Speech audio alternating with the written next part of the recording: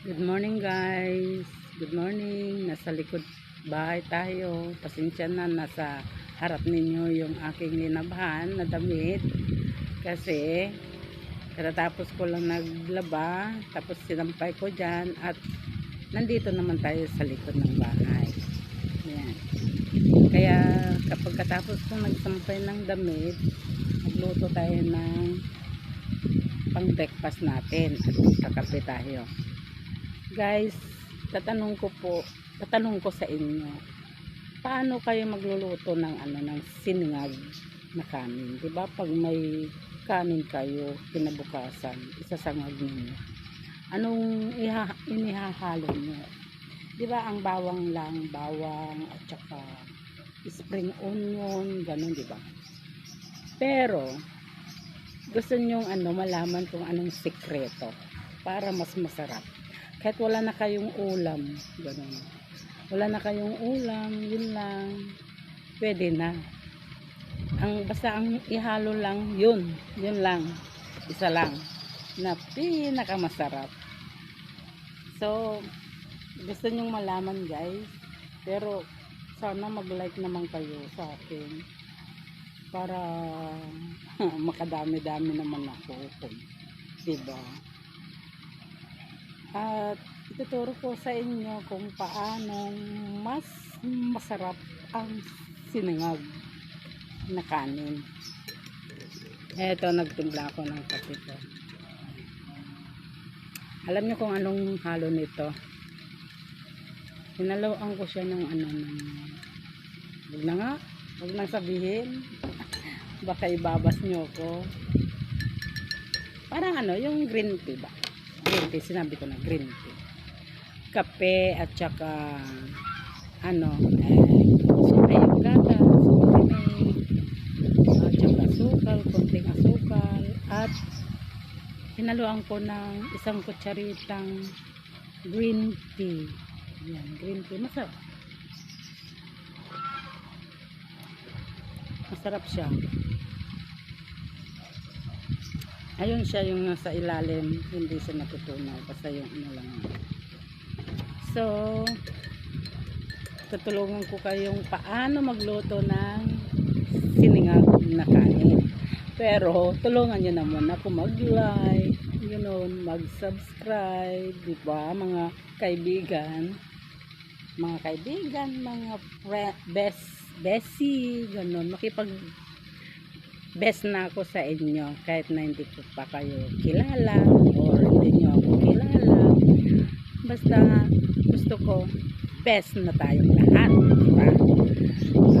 Okay, so sabihin ko na kung anong sikreto ng sinangag natin. Ready? Alam nyo guys, gusto ko yung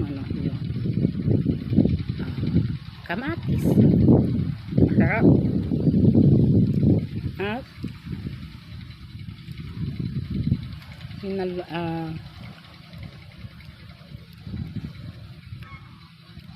nilagang pechay. Yan.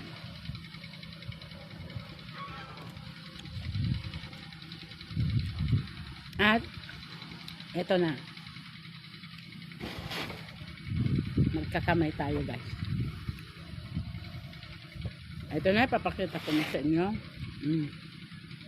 Ito na yung sekreto kong sinangag na sinasabi kong subukan ninyo ito mga best. Subukan yung ihalo sa igisan nyo. Pasensya na. Basta yung yung luto na ito yung luto na. Hindi yung sariwa. Basta yung may templado na ihahalo nyo. Ito papakita ko sa inyo. Yan ang pagkain ko. Yan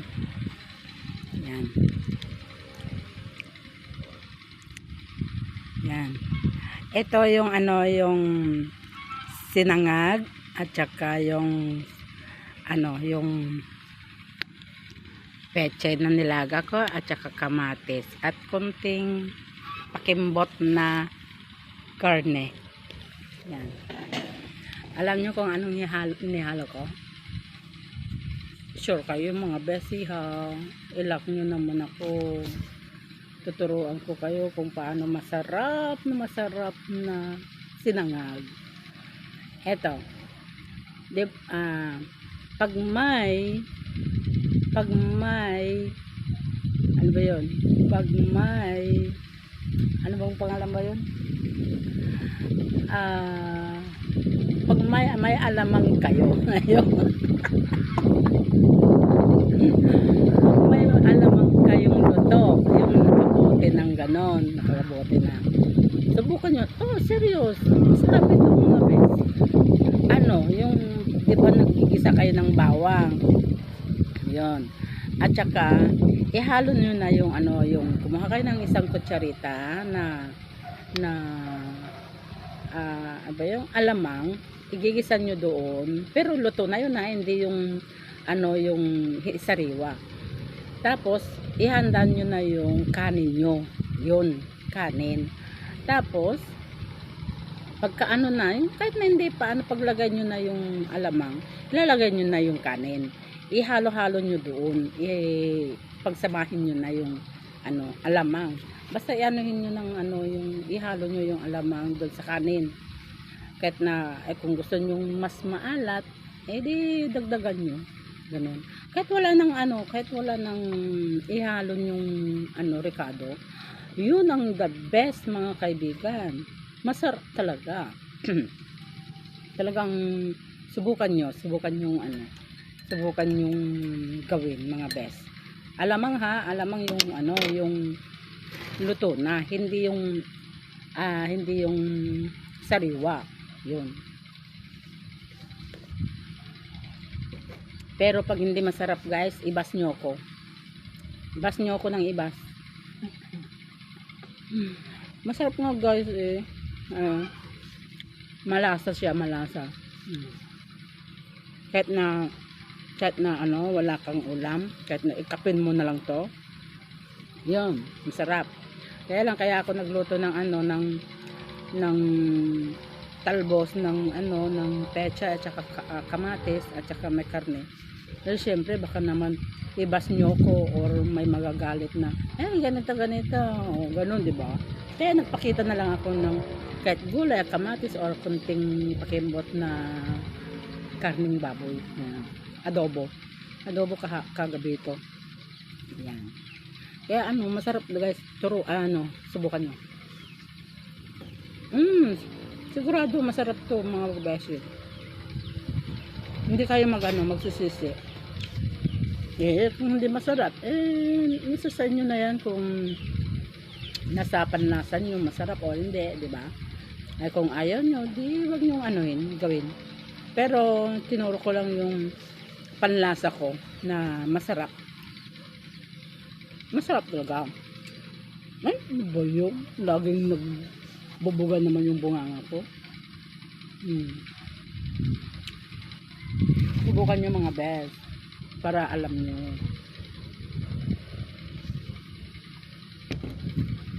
Sige, bye mga besi. Pasensya na kayo ha sa ulam ko. Pang umaga lang naman to eh. Anong oras na ngayon? Diba? Mag-alas 8 pa lang. Mag-8 pa lang mga kaibigan.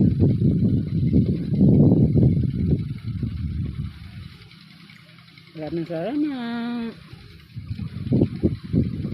Please like naman at subscribe para makita nyo naman ang aking video ng simpleng video ni Ate Elma.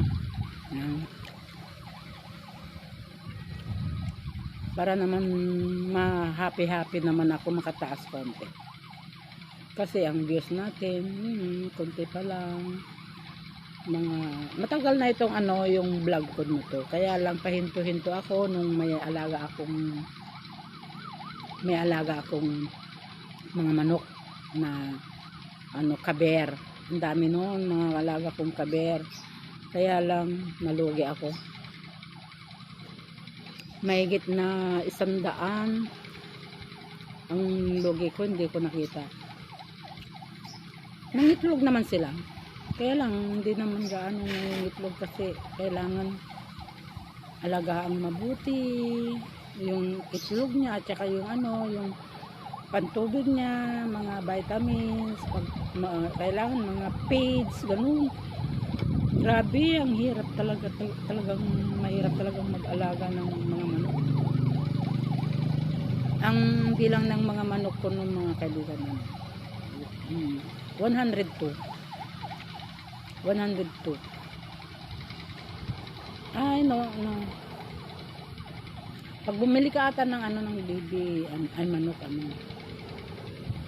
pagkalahati, 52 ata. O may sobrang isa. Ewan, hindi ko nakalimutan ko yan. Basta marami ako. Nandyan sa sa account ko, yung mga manok ko dati. Guys, malakas yung hangin, di ba? Malakas yung hangin. Sasayawan yung mga kahoy.